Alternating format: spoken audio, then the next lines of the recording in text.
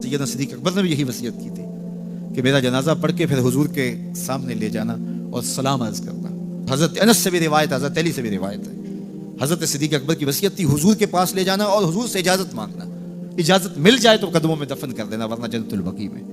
تو حضرت علی المرتضیٰ اور حضرت انس روایت کرتے ہیں کہ ایسا ہی ہوا کہ ہم نے جنازہ اٹھایا، پڑھا اور پھر حضور کے مواجہ انور کے سامنے رکھ دیا اور سارے ہاتھ باندھ کے عرض کرتے یا رسول اللہ ھذا ابو بکر یستاذنک، اے اللہ کے پیارے محبوب صلی اللہ علیہ وسلم، یہ ابو بکر ہیں، آپ سے اجازت طلب کرتے ہیں، آپ کی قربت میں دفن ہونے کا شوق ہے، ہمیں کیا حکم ہے؟ تو اس وقت حجرہ عائشہ تھا، یہ گنبد خضرا نہیں بنا ہوا تھا، صرف حجرہ تھا، اس کو تالا لگا تھا، چابی حضرت عائشہ کے پاس ہوا کرتی تھی رضی اللہ تعالی عنہ، تو تالا لگا ہوا تھا اور لوگوں نے رکھ کے یہ عرض کیا، تو پھر کیا ہوا کہ وہ تالا خود بخود کھلا، پھر کنڈی بھی خود بخود کھلی، اور پھر جو دروازہ تھا وہ خود بخود کھلا اور اندر سے آواز آئی اوصل الحبیب الی الحبیب لان الحبیب الی الحبیب مشتاق، یار کو یار سے ملا دو، یار تو پہلے یار کا انتظار کر رہا ہے۔ تو قبر انور سے یہ آواز آئی، حضور کے روضہ انور سے یہ آواز آئی، اور ہمارا عقیدہ ہے اور مسلمہ عقیدہ ہے اور تمام امت کا عقیدہ ہے کہ حضور اپنی قبر میں زندہ ہیں۔ یہ بعد میں فتنہ پیدا ہوا حضور علیہ السلام کے حوالے سے، یہ جو معاذ اللہ میری زبان وہ بوجھ نہیں اٹھاتی جو لوگ کہتے ہیں، یہ حضرت شیخ عبد الحق محدث دہلوی علیہ رحمہ نے لکھا ہے تتمہ مدارج النبوہ میں۔ آپ کہتے ہیں اللہ کا شکر ہے بہت سارے معاملات میں امت میں اختلاف پیدا ہو گئے، لیکن اللہ کا شکر ہے کہ اس معاملے میں تو کوئی اختلاف نہیں کہ حضور اپنی قبر انور میں زندہ ہیں۔ یہ حضرت شیخ نے لکھا ہے، تو اس کا مطلب ہوا کہ یہ بات کا اختلاف ہے، تو حضور علیہ السلام اپنی قبر انور میں زندہ ہیں۔ حضرت ابو درداء رضی اللہ تعالی عنہ نے جب آقا کریم نے درود و سلام کی ترغیب دی تو کہا حضور جب آپ انتقال کر چکے ہوں گے تو کیا ہم اس وقت بھی آپ پہ درود پڑھیں؟ تو حضرت ابو درداء نے جب حضور سے پوچھا، ابن ماجہ کی روایت ہے، تو کہا حضور جب آپ وصال کر چکے ہوں گے تو درود و سلام اس وقت بھی جاری رکھیں؟ تو آقا کریم علیہ السلام نے ارشاد فرمایا انما حرم علی الارض ان تاکل اجساد الانبیاء فنبی اللہ حی یرزق، فرمایا ہاں بعد میں بھی میرے پر درود جاری رکھنا، اللہ نے مٹی پہ حرام کر دیا ہے کہ وہ نبیوں کے جسم کو کھائے، نبی قبروں میں زندہ ہوتے ہیں ان کو رزق دیا جاتا ہے۔ میرے حضور نے کہا نا ارسلت الی الخلق کافہ، میں تمام مخلوق کا رسول بنا کے بھیجا ہوں، تمام مخلوق کا، صرف انسانوں کا نہیں، تمام مخلوق، ارسلت الی الخلق کافہ، تمام مخلوقات کا رسول ہو، تو حضور مٹی کے بھی رسول ہیں، تو کیا مٹی اپنے رسول کو کھا جائے گی؟ یہ کیسے ہو سکتا ہے؟ تو مٹی کے اوپر حرام ہے، یہ لفظ ہے انما حرم علی الارض ان تاکل اجساد الانبیاء، اللہ نے مٹی پر حرام کر دیا کہ وہ نبیوں کے جسم کو کھائے، فنبی اللہ حی یرزق، یہ سیاستہ کی روایت پڑھ رہا ہوں، نبی اپنی قبروں میں زندہ ہوتے ہیں، انہیں رزق بھی دیا جاتا ہے۔ اس کائنات میں جتنے بھی انسان بستے ہیں ان میں سے افضل مجد و شرف کے لحاظ سے اہل ایمان ہیں۔ کفار اخلاقی قدروں میں جتنے مرضی بلند کیوں نہ ہوں، مال و دولت، شہرت، ثروت، جاہ و منصب، اقتدار، سب کچھ ان کے پاس ہو، لیکن ایک مسکین مومن کی شان تک نہیں پہنچ سکتے۔ اس لیے اس کائنات میں بسنے والے انسانوں میں سب سے افضل شخص مومن ہے۔ اہل ایمان میں سے فضل و شرف رکھنے والے علماء اور اولیاء ہیں۔ علماء و اولیاء میں سے اغیاث اور اقطاب فضل و شرف پاتے ہیں۔ اغیاث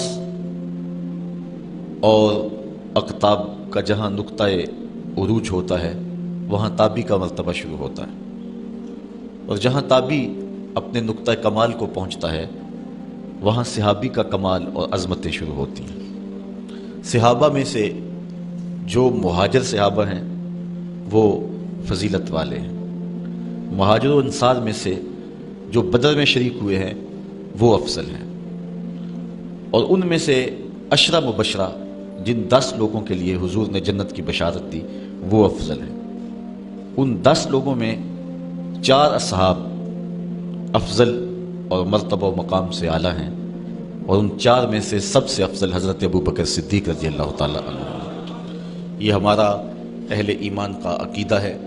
صحابہ کے درجے متفاوت ہیں، جس طرح آسمان کے اوپر نظر دوڑائیں تو آپ کو ستارے نظر آتے ہیں، کوئی روشن، کوئی ٹمٹماتا ہوا، کوئی بڑا واضح، اس طرح اس افق پہ بھی آپ کو ستارے نظر آئیں گے۔ صداقت کے تارے بھی ہوں گے، عدالت کے ستارے بھی ہوں گے، ولایت کے، امامت کے، طرح طرح کے ستارے نظر آئیں گے، درجوں کے اعتبار سے متفاوت ہیں، لیکن حضور علیہ السلام کے تمام صحابہ کی تعظیم و توقیر ہمارے اوپر واجب ہے۔ سب سے افضل صحابی جس کو شرف ملا اور عظمت سب سے فضیلت والی نصیب ہوئی وہ حضرت ابوبکر صدیق کی ذات ہے۔ کہتے ہیں حضور کا سایہ نہیں تھا، لیکن یہ سائے کی طرح حضور کے ساتھ ہی رہے، ساری زندگی حضور کے ساتھ گزاری۔ بدر کے بھی ساتھی ہیں، قبر کے بھی ساتھی ہیں، غار کے بھی ساتھی ہیں، اور حد ہو گئی مزار کے بھی ساتھی ہیں۔ جے شک ہووی تے چل مدینے آ ویخ لے جوڑ مزاراں دا بن یار نبی دیاں یاراں دا۔ حضور علیہ السلام نے ارشاد فرمایا اپنی صحبت اور اپنے مال سے جس نے سب سے زیادہ میرے اوپر احسان مندی کی ہے اس شخص کا نام ابو بکر ہے۔ بلکہ حضور نے فرمایا کہ جس شخص نے بھی میرے اوپر کوئی احسان کیا ہے میں اس کے احسان کا بدلہ اس کو دے چکا ہوں، لیکن ایک ابو بکر ہے جس کے احسانات کا بدلہ کل قیامت کے دن اللہ ہی عطا فرمائے گا۔ یہ صرف حضرت ابو بکر صدیق کی ذات ہے۔ حضرت عمر کہتے ہیں قال ابو بکر سیدنا و خیرنا و احبنا الی رسول اللہ صلی اللہ علیہ وسلم، کہتے ہیں کہ ابو بکر کی کیا پوچھتے ہو، وہ ہم میں سے ہمارے سردار بھی تھے، ہم میں سے افضل بھی تھے، اور حضور سب سے زیادہ جس شخص سے پیار کرتے تھے اس شخص کا نام بھی ابو بکر ہی تھا۔ سب سے زیادہ حضور ان سے ہی پیار کیا کرتے تھے۔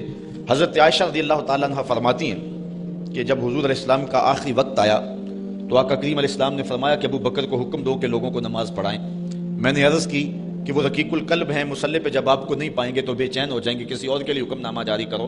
حضور علیہ السلام نے فرمایا کسی قوم کے لیے مناسب ہی نہیں ہے کہ ابو بکر ان کے اندر رہتے ہوں اور امامت کوئی اور کروائے، ابو بکر کا حق ہے کہ وہ امامت کروائیں۔ حضرت عمر رضی اللہ تعالیٰ عنہ سے ایک روایت سنیے، کہتے حضور نے ایک مرتبہ فنڈ کے لیے ارشاد فرمایا کہ لاؤ راہ خدا میں پیش کرو، تو میرے پاس اتنی خوشحالی تھی کہ اتنی کبھی خوشحالی ہوئی نہیں تھی، تو میں نے کہا اگر ابو بکر سے بڑھ سکتا ہوں تو آج بڑھ سکتا ہوں۔ میں گیا اور آدھا مال لے آیا۔ حضور نے پوچھا عمر گھر والوں کے لیے کیا چھوڑا ہے؟ میں نے کہا اتنا ہی چھوڑا ہے، آدھا لے آیا ہوں آدھا چھوڑا ہوں۔ کہتے ہیں پھر ابو بکر سارا مال ہی سمیٹ کے لے آئے۔ اللہ اکبر۔ حضور نے کہا ابو بکر تم گھر کے لیے کیا چھوڑا ہے؟ حضرت ابو بکر رضی اللہ تعالیٰ نے کہا اب قیت لہم اللہ و رسولہ، حضور میرے سامنے بھی آپ ہیں، میرے گھر میں بھی تو آپ ہی ہیں نا۔ وہ اپنے نام لیواؤں کو تنہا چھوڑتے کب ہیں، جہاں ہم دم نہ ہو کوئی وہاں سرکار ہوتے ہیں۔ تو کہا میں اللہ اس کے رسول کی رضا کو گھر چھوڑ آیا ہوں۔ حضرت عمر کہتے ہیں پھر میں نے کہا کہ میں ابو بکر سے کبھی بھی نہیں بڑھ سکتا۔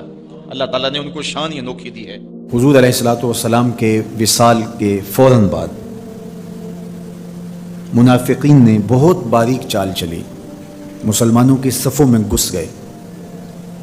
بظاہر لبادے ان کے مسلمانوں والے تھے، تو انہوں نے مسلمانوں سے کہنا شروع کر دیا لو جی کہانی ختم ہو گئی، ساری رونقیں حضور کے دم سے تھیں، نمازیں تھیں، روزے تھے، لوگ اپنے اموال کی زکوٰۃ دیا کرتے تھے، حج کا اجتماع تھا، یہ سب کچھ ختم ہو جائے گا، اب کون مال خرچ کرے گا، کس نے جان راہ خدا میں قربان کرنی ہے، کوئی سحر کے وقت اٹھ کے کیوں مسجد میں آئے گا۔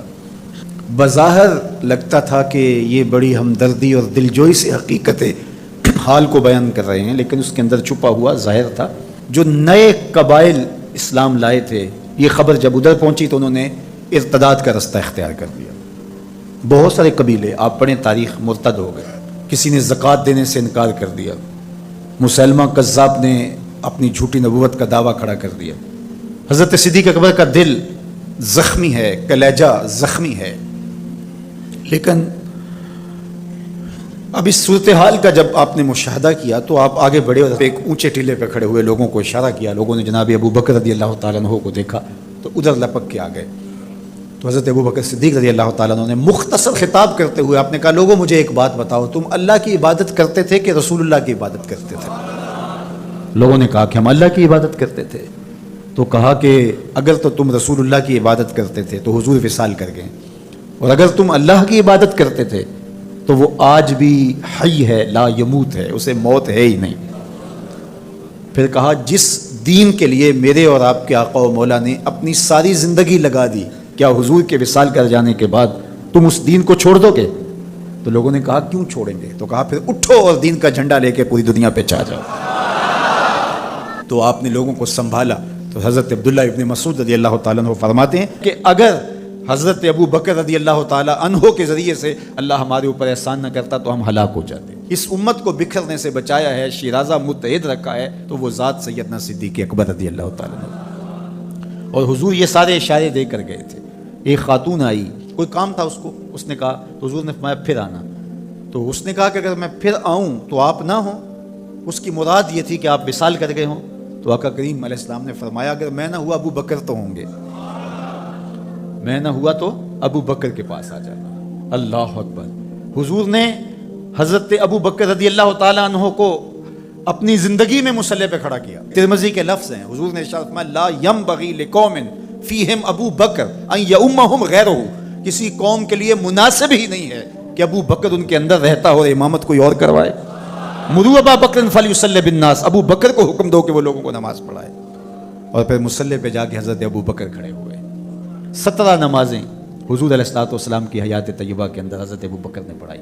اللہ اکبر. فرمایا ما نفعنی مال احد قط ما نفعنی مال ابی بکر, مجھے کسی کے مال نے اتنا نفع نہیں دیا جتنا ابو بکر کے مال نے دیا. اللہ کے علاوہ اگر میں کسی کو خلیل بناتا تو ابو بکر کو بناتا, لیکن اللہ میرا خلیل ہے, جنہیں سیدہ کہول اہل الجنہ کہا گیا, جنت کے بوڑھوں کے سردار بنائے گئے. حضور نبی رحمت صلی اللہ علیہ وآلہ وسلم کی نیابت اور حضور علیہ الصلوۃ والسلام کی خلافت کا تاج ان کے سر پہ رکھا گیا, جن کی صحابیت کو میرے رب نے قرآن میں بیان فرمایا. اذ یقول لصاحبہ لا تحزن ان اللہ معنا, جب غار ثور میں حضور علیہ الصلوۃ والسلام سیدنا ابو بکر رضی اللہ تعالیٰ عنہ کی گود میں سر رکھ کے لیٹے ہوئے تھے. سانپ ایڑی پہ ڈنگ کے ڈنگ لگا رہا ہے اور آپ اپنی ٹانگ کو جنبش نہیں ہونے دیتے. آنکھوں کا ہلکا توڑ کے آنسو حضور کے رخسار پہ گرتے ہیں اور آقا کریم بیدار ہوتے ہیں اور بیدار ہو کے پوچھتے ہیں مالک یا ابا بکر, ابو بکر کیا ہوا؟ ادب کے اس قرینے کو جناب سیدنا صدیق اکبر نہیں بھولتے. کہتے ہیں فدا کا امی و ابی یا رسول اللہ, لو دیکھ تو حضور میری ماں بھی آپ کے قدموں پہ قربان جائے, میرا باپ بھی آپ کی راہوں پہ نچھاور, میرا قبیلہ میرا خاندان آپ کے قدموں پہ قربان, مجھے سانپ نے ڈس لیا ہے.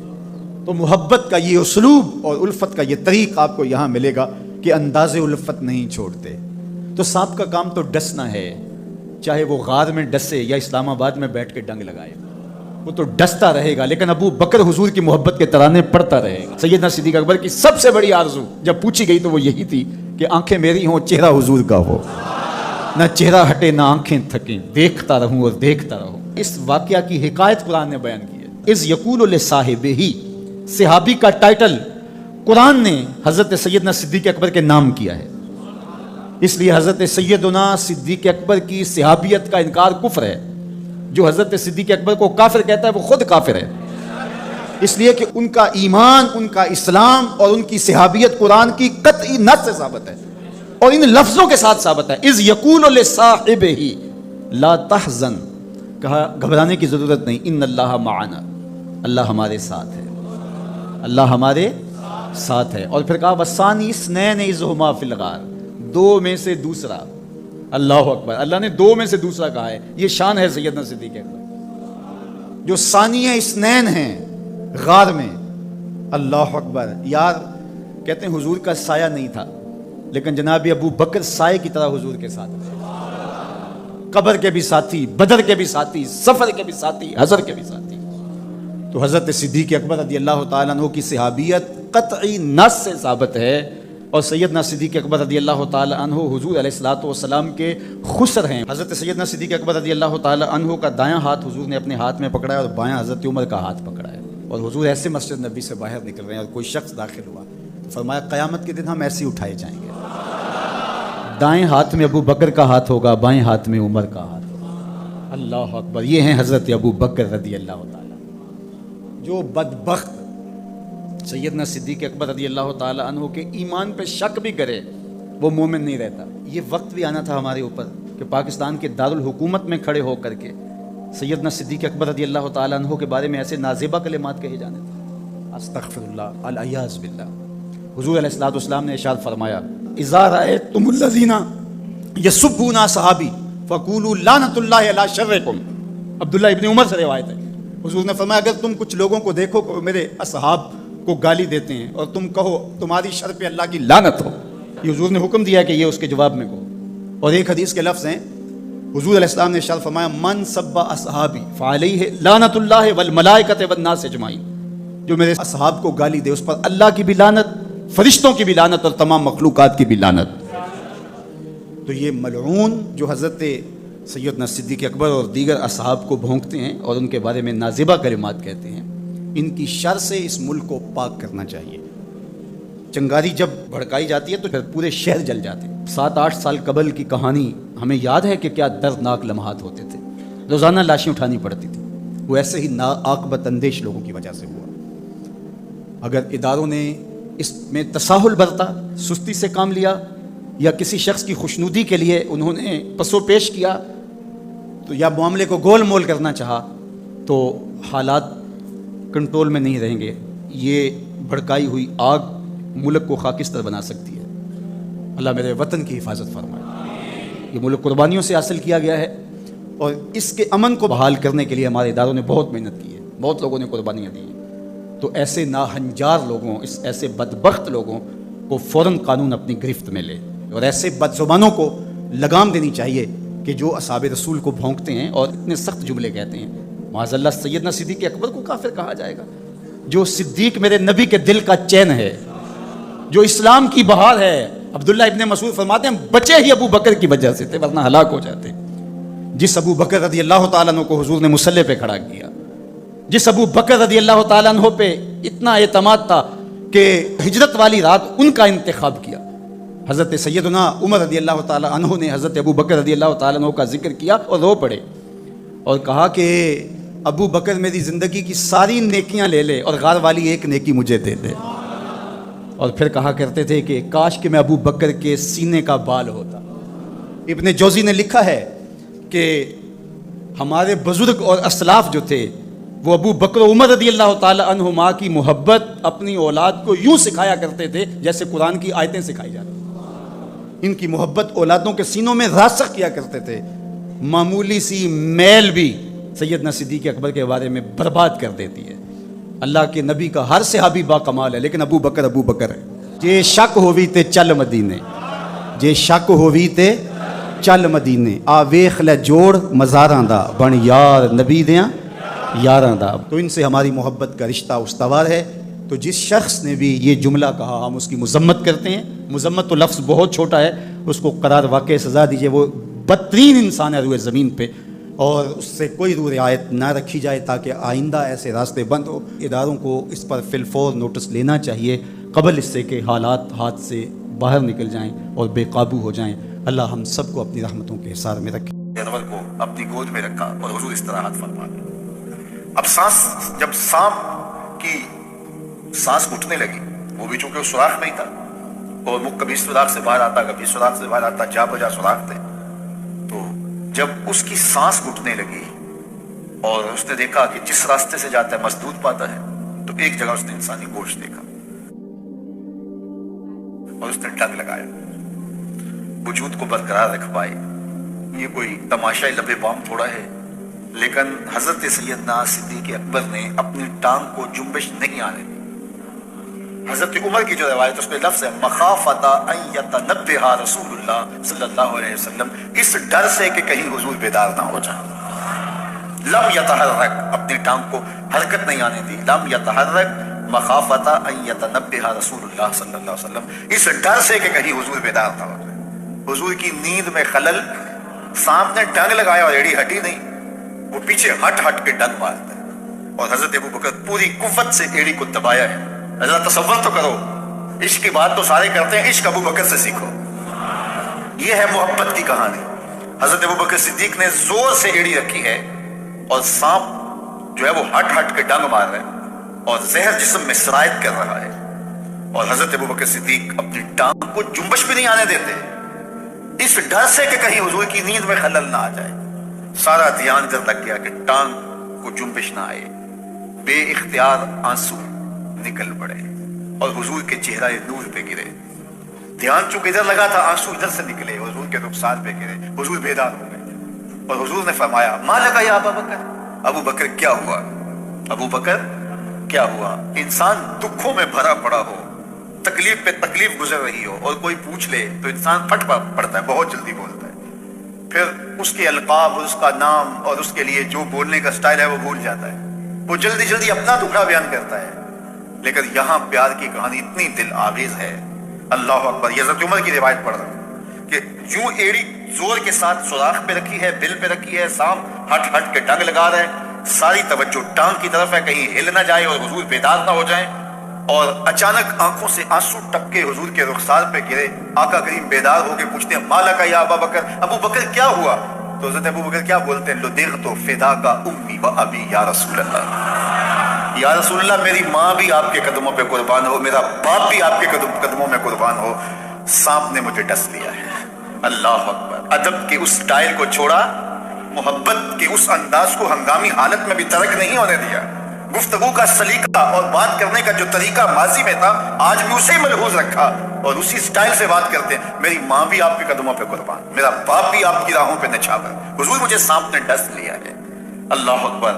پھر حضور علیہ السلام نے فرمایا قدم اٹھاؤ، قدم اٹھایا تو آقا کریم نے اپنا لعاب دہن لگا دیا اور حضرت ابوبکر صدیق کا درد بھی جاتا رہا، زہر کے اثرات بھی ختم ہو گئے، اور جب آپ کا آخری وقت آیا تو وہ دوبارہ عود کر آئے، اور حضرت عمر فرماتے ہیں کہ آپ کی وفات کا سبب وہی سانپ کا ڈنگ تھا۔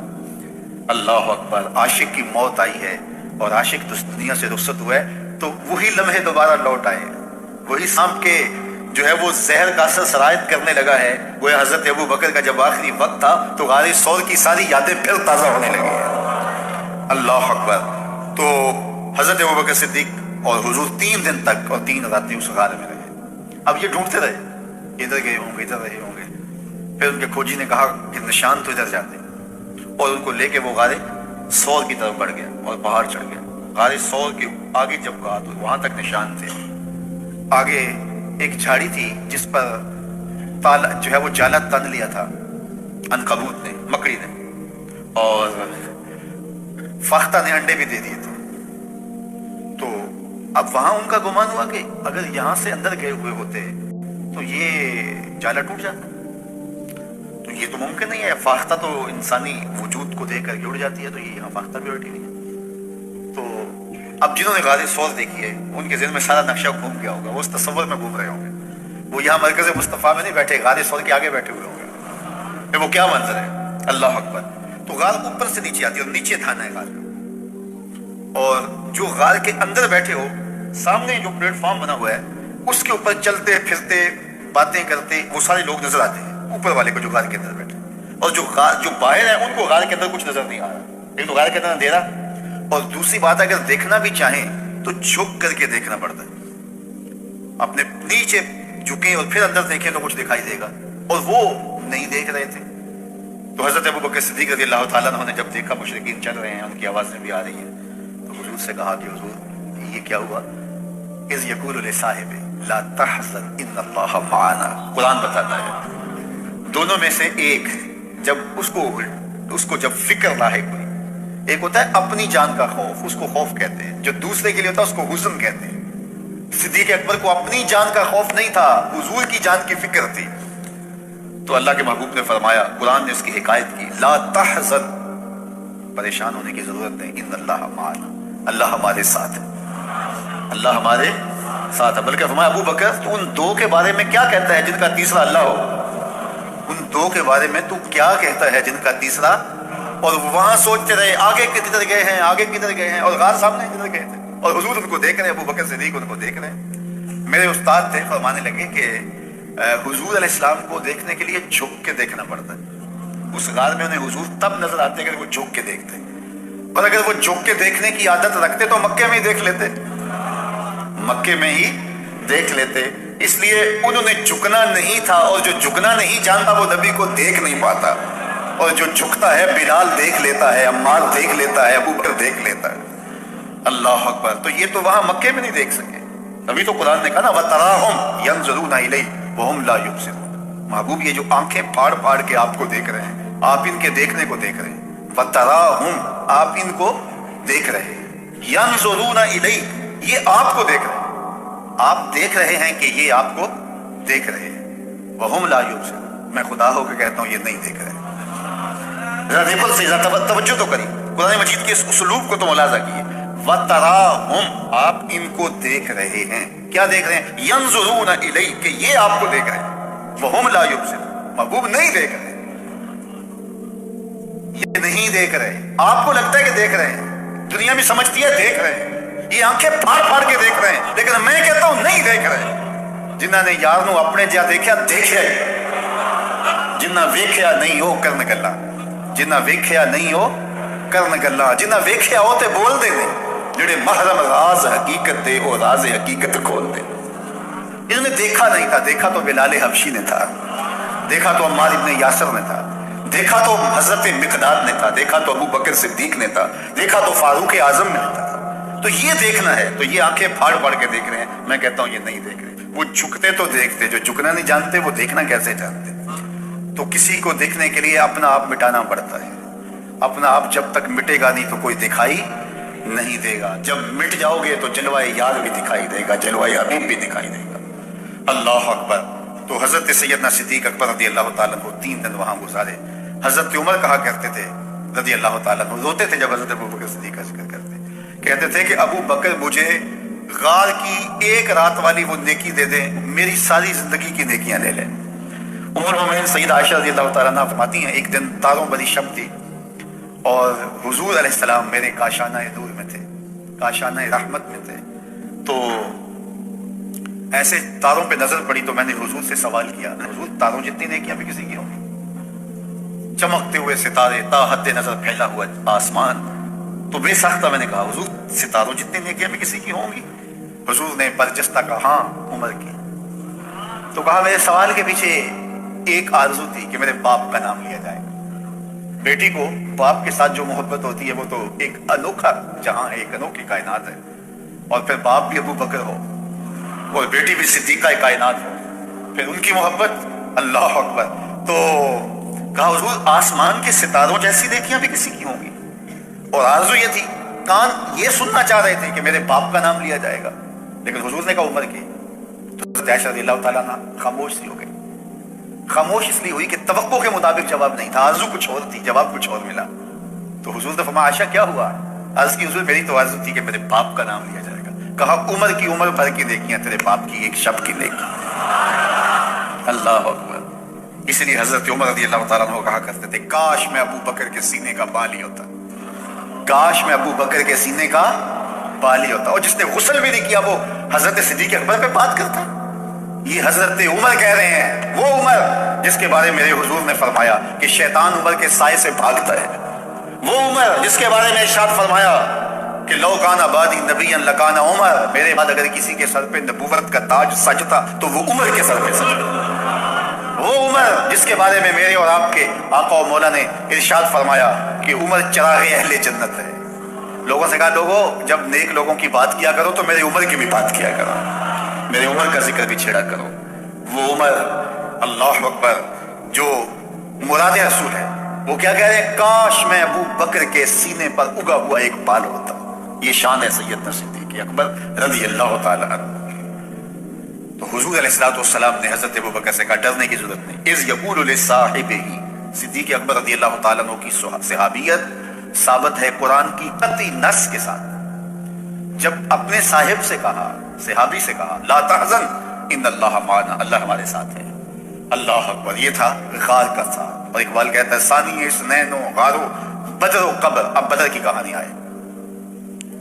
بدر میں 313 صحابہ کو لے کر حضور آئے جب کفار 1000 کے لشکر جرار کو لے کے پہنچے، تو حضور کے لیے ایک چھپر بنایا گیا، عریش، وہ لکڑیوں کا ایک سایہ کیا گیا، اور وہاں حضور کو بٹھایا گیا کہ کوئی ضرر نہ حضور کو پہنچے، جنگ کا گمسان پڑے تو کوئی حضور تک نہ پہنچے، تو حضور یہاں آرام کریں گے، یہاں ٹھہریں گے، یہاں سے حضور کمان کریں گے۔ وہ آج جنگ میں ہوتا نا کنٹرول روم، وہ حضور کا بنایا گیا۔ اب حضور کا پہرا کون دے؟ تو سارے لوگ جانے مارنے آئے تھے نا، سارے لوگ جانے مارنے آئے تھے، کوئی بھی بزدل نہیں تھا، کوئی بھی کمزور نہیں تھا، لیکن اب حضور کا پہرا کون دے؟ تو کوئی آگے نہیں بڑھ رہا، حضرت ابو بکر بڑھے رضی اللہ تعالیٰ۔ اس کا کیا مطلب؟ یہ حضرت علی سے پوچھیے، مسجد کوفہ میں بیٹھے ہیں، منبر پہ خطبہ دے رہے ہیں، لوگوں کا ہجوم ہے۔ ایھا الناس من اشجع فی هذه الامہ، من اشجع هذه الامہ، اے لوگوں بتاؤ اس امت میں سب سے بہادر شخص کون ہے؟ برجستہ لوگوں نے کہا انت یا علی، آپ ہی؟ حضرت علی فرمایا نہیں، اس امت میں سب سے بہادر شخص کا نام ابو بکر ہے، سب سے بہادر شخص کا نام بکر۔ لوگوں نے کہا وہ کیسے؟ آپ اسد اللہ ہیں، شیر خدا ہیں، فاتح خیبر ہے، تو سب سے بہادر شخص ابو بکر. حضرت علی فرمانے لگے جب حضور نے کہا نا، جب حضور کو مسجد عریش میں وہ چھپر کے نیچے، اس عریش کے نیچے حضور کو جگہ تیار کی گئی اور وہاں حضور تشریف فرما ہوئے، تو کہا گیا کون حضور کا پیرا دے گا، تو کوئی آگے نہیں بڑھ رہا تھا. اس لیے نہیں کہ کوئی جان نہیں دینا چاہتا تھا، ڈیوٹی بڑی حساس تھی. کوئی مجھے کاٹ کے آگے نہ بڑھ جائے. ایک تھا کوئی مجھے مار کے آگے جائے گا نا، پھر جائے گا تو صحیح. تو یہ سارے کہہ رہے ہیں کوئی مجھے کاٹ کے آگے نہ بڑھ جائے اور قیمتی حساس سرمائے کو نقصان نہ پہنچے، جان رحمت عالم کو نقصان نہ پہنچے. اللہ اکبر. لیکن حضرت ابو بکر آگے بڑھے، کہا میں پیرا دوں گا، یعنی کوئی مجھے کاٹے گا تو آگے جائے گا، میری تلوار توڑے گا تو آگے جائے گا. تو کہا اس امت کا سب سے بہادر شخص ابو بکر رضی اللہ تعالیٰ. پھر جگہ بدر کے اندر جس طرح حضور علیہ السلام پر کیفیات تاری ہوئی، حضور اللہ کی بارگاہ میں دعا مانگتے ہیں، اور ایسی دعا آج تک کسی نے نہیں مانگی جو میرے حضور نے مانگی. اللہم ان تہلک هذه العصابہ لم تعبد فی الارض ابدا. اے اللہ اگر یہ 313 نہ رہے قیامت تک تجھے بھی خدا کوئی نہیں کہے گا. اور حضور اس قدر لحاظاری کرتے ہیں کہ حضور کی چادر سر انور سے ڈھل کے کندھوں پہ اور کندھوں سے مبارک پیٹھ پہ آ جاتی ہے، اور حضرت ابوبکر پھر اٹھا کے سر پہ رکھتے ہیں، کہتے ہیں حسب ہوگا حضور بس کرو، اللہ مدد کرے گا. لیکن حضور الہاؤ جاری کیے جا رہے ہیں، اے اللہ اس دھرتی پہ تیرے نام لیوا یہی ہے، اگر یہ نہ رہے تو قیامت تک تجھے بھی کوئی خدا نہیں کہے گا. اور حضور الہاؤ جاری کیے جا رہے ہیں. حضرت ابوبکر صدیق بار بار چادر سر پہ رکھتے ہیں. پھر اچانک حضور مسکرائے اور فرمایا ابشر یا ابا بکر. ابو بکر بشارت تو وہ جبریل آ گئے ہیں، اللہ کی مدد لے کر آ گئے. اللہ اکبر. تو بدر میں حضرت ابوبکر صدیق حضور کی قربت میں رہے، غار میں حضور کی قربت میں رہے. اور اقبال نے تیسری بات کہی، ثانی اثنین غار و بدر و قبر. جب آخری وقت آنے لگا تو حضرت صدیق اکبر نے حضرت علی کو بلایا. علی اذا انا مت، اے علی جب میں فوت ہو جاؤں. خطیب بغدادی نے لکھا ہے، امام سیوطی نے لکھا ہے، باقی لوگوں نے لکھا ہے، حضرت انس سے بھی روایت ہے، حضرت علی سے بھی، جب میں فوت ہو جاؤں تو مجھے ان ہاتھوں سے غسل دینا جن ہاتھوں سے حضور کو دیا تھا. اللہ اکبر. اور پھر میرا جنازہ پڑھنا اور حضور کے روضے پہ لے جانا. دیکھنا کوئی اشارہ مل جائے تو اندر دفن کر دینا، ورنہ جنت البقیع میں تدفین کر دینا. حضرت علی رضی اللہ تعالیٰ عنہ فرماتے ہیں، حضرت انس کہتے ہیں کہ وصال ہو گیا. فجاء علی مسترجعا، حضرت علی آئے انا للہ و انا الیہ راجعون پڑھتے ہوئے اور رخ سے کپڑا اٹھایا. اللہ اکبر. گوری سوئی سیج پہ مکھ پہ ڈالے کھیس. اللہ اکبر. چل خوش رو تو دیس اپنے سان چلی پردیس. جاء علی مسترجعا انا للہ و انا الیہ راجعون پڑھا اور کہا الیوم انقطعت خلافت النبوہ، حضور کی خلافت آج ہم سے رخصت ہو رہی ہے. اور پھر غسل دیا، پھر جنازہ پڑھا. گنبد خضرا بعد میں بنا ہے، قبہ انور بعد میں بنا. اس وقت حجرہ تھا، اس کو دروازہ لگا تھا، دروازے کو تالا لگا کے رکھا جاتا تھا، ضرورت کے وقت کھولا جاتا تھا. پھر جنازہ اٹھا کے حضور کے روضے کے سامنے رکھ دیا. سب صحابہ موجود ہیں. حضرت انس سے روایت ہے کہ لوگوں نے حضور پہ درود پڑھا اور کہا یا رسول اللہ صلی اللہ علیہ وسلم ھذا ابو بکر یستاذنک، یہ ابو بکر ہیں، آپ کی قربت میں دفن ہونے کی آرزو رکھیں، ان کا جنازہ حاضر ہے. اللہ اکبر. مزہ مرندہ انج آندہ میت یار دے بوئے تے پئی ہوئے، میت یار دے بوئے تے پئی ہوئے. یوں حضرت ابوبکر صدیق کی لاش ہے پڑی، صحابہ ہاتھ باندھے کھڑے ہیں، حضور پہ درود پڑھتے ہیں اور ساتھ بولتے ہیں یا رسول اللہ ھذا ابو بکر یستاذنک، یہ ابو بکر ہیں، آپ کی قربت میں دفن ہونے کی تمنا لیے حاضر ہے، کیا حکم ہے؟ اور منتظر کھڑے ہیں. راوی کہتا ہے، خطیب بغدادی نے لکھا ہے، امام سیوطی نے لکھا ہے، خاتم المحدثین امام سیوطی لکھتے ہیں کفایت الطالب اللبیب فی خصائص اللبیب میں، کہ جب یوں ہاتھ باندھے انتظار کر رہے ہیں، پھر کیا ہوا کہ تالا خود بخود کھلا، پھر خود کھل کے گرا، پھر کنڈی کھلی، پھر دروازہ کھلا اور اندر سے آواز آئی اوصل الحبیب الی الحبیب لأن الحبیب الی الحبیب مشتاق، یار کو یار سے ملا دو، یار پہلے ہی یار انتظار کر رہا ہے. جے شک ہوئی تے چل مدینے، جے شک ہوئی تے چل مدینے، آ تک لے جوڑ مزاراں دا بن یار نبی دیاں